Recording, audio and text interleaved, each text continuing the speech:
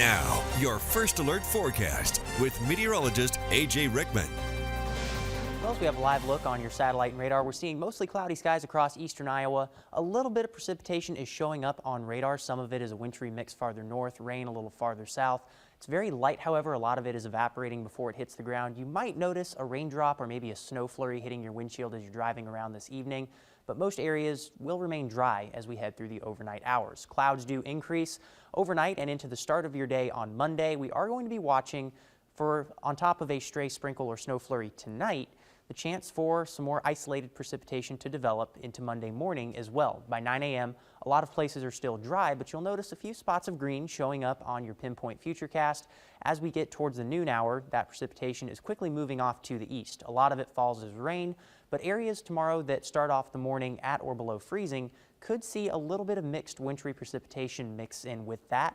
A few snowflakes, perhaps an area or two of patchy freezing drizzle. Anything that falls, however, is very scattered and light, and as temperatures rise tomorrow, anything impacts from this will be fairly minimal. By the time we get to Monday afternoon, we are seeing conditions drying out, and then clouds continue to build in as we get into Monday night and winds switch around to a more northerly direction.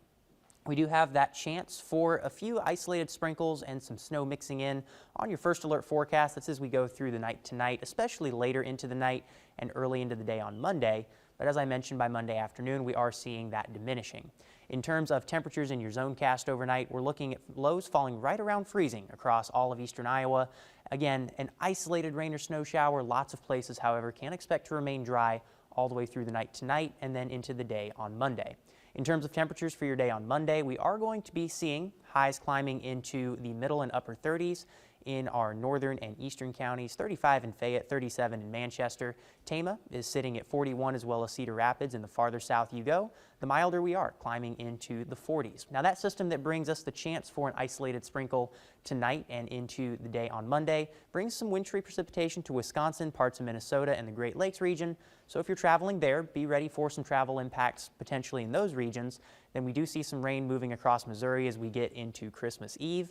As we get into Christmas Day, the heaviest of that rain moves off to our east. A stray sprinkle could make it as far north as parts of eastern Iowa. Most areas through Christmas can expect to remain dry, however. Our chance for rain comes after Christmas as we get into Thursday night and then into Friday morning. Now you'll notice all of this is rain. The reason for that, we are going to be keeping very mild conditions around. We climb into the 40s for highs by the time we get to your day on Monday, and we stay in the upper 30s and 40s all the way through the end of 2024.